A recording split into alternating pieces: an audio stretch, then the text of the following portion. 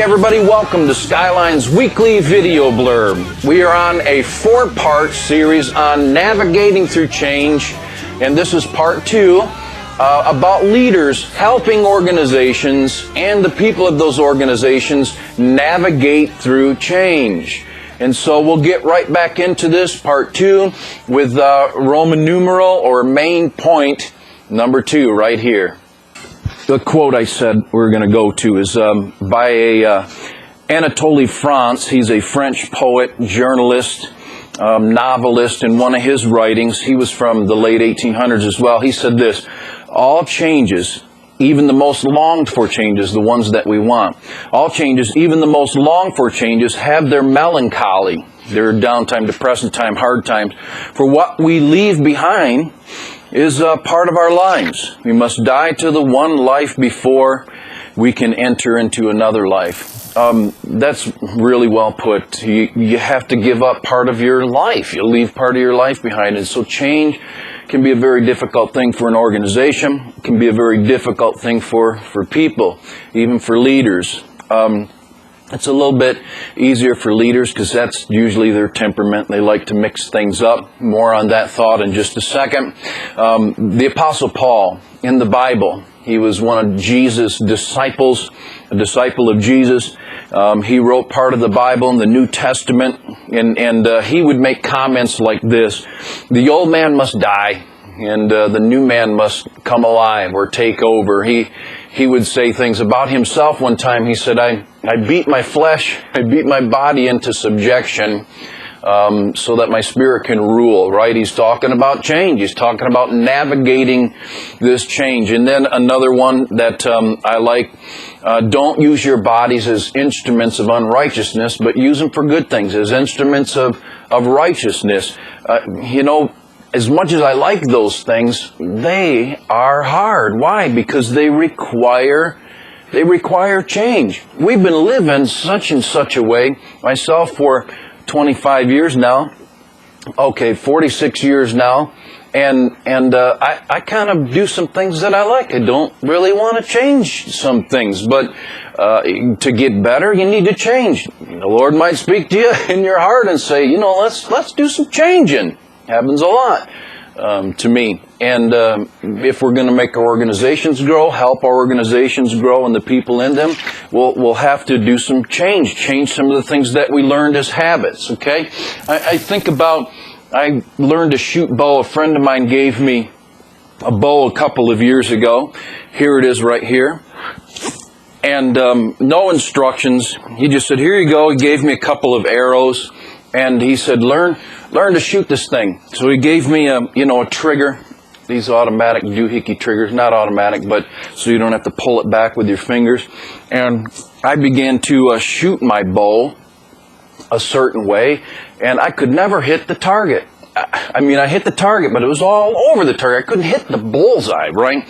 And so I began to shoot him, and all over the place. And I asked him, what's the problem here? I was shooting for a long time. I'd spent a whole season. And, I was able to take some game, thank God. But I was a terrible shot. He says, you have to change the way you're shooting. He said, you got to be kidding. I've kind of gotten used to this. So he said, you have to have the same anchor point every time, otherwise your arrow's not going to go in the same spot because you're releasing it from a different spot. If you release from here, it's going to go higher. You release from here, it's going to go lower. And so he said, have the same anchor point on your cheek. So I just put the little fletching right in my mouth, put my little hand back here, and I began to get better and better. Oops! I hope he's okay. Anyways, the point is this: when you learn to do some things, and you practice them that way, you get not just good at it or perfect at it, it becomes permanent. And it becomes harder to change. And so when change comes, you say, nope, not going to do it. It makes me too uncomfortable. It's too different. There's not enough same in that. And so people shy away from change. I'm thinking, too, of a story. Really, this is a true story, actually. If any of you know where Alaska, Michigan is, my aunt and uncle, my cousins used to live right across the street in the big white house across from that park on the Thornapple River in Alaska, just before the bridge, before you cross over heading east there. And they lived on the north side of the road. Well, in this park, on the river, there's a small rapids.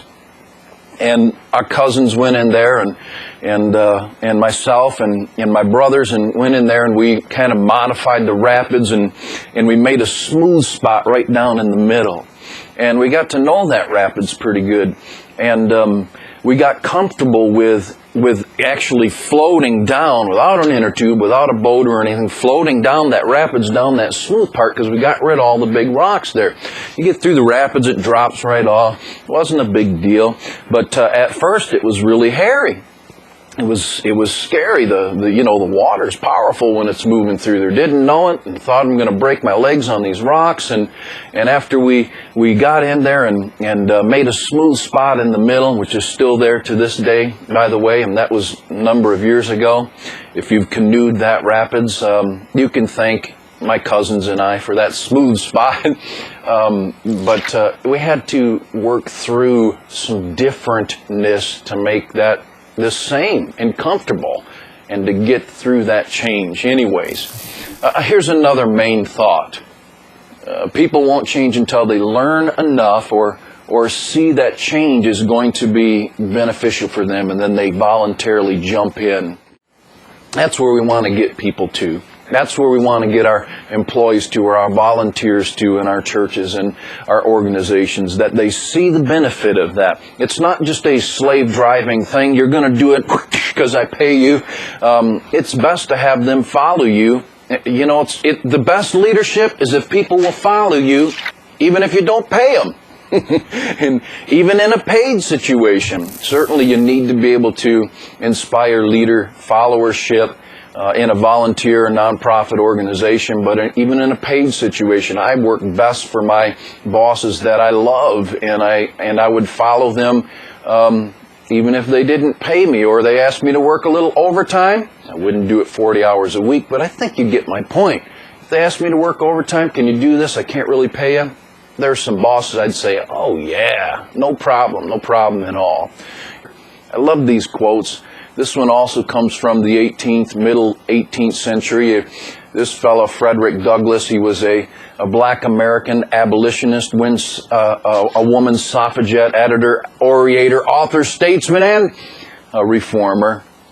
He simply said this: if there's no struggle, there is no progress. So that speaks of how different is hard. It's going to be you're going to have to work through it. It's going to be something you're going to have to spend some time at and build some muscles. That brought me to that muscle thought. When you are pushing against resistance, when you are having to push back in your muscles, there's some tension there, some stress there in your muscles. We know that's how our muscles get big, right? Or so to speak, our brain muscles. When you have to start thinking more, thinking differently, your brain muscles get stronger. It takes pressure to build those muscles. And so the old cliche, no pain, no gain, is certainly the truth. We have to stop here. This is already getting too long. We'll split this in, like we said, into 2, 3 parts, whatever, maybe 4 if we find some other great material. So I hope that you're encouraged to be better at leading people through change and going through change yourself. Get comfortable, but don't stay there too long, because you won't change and you won't grow.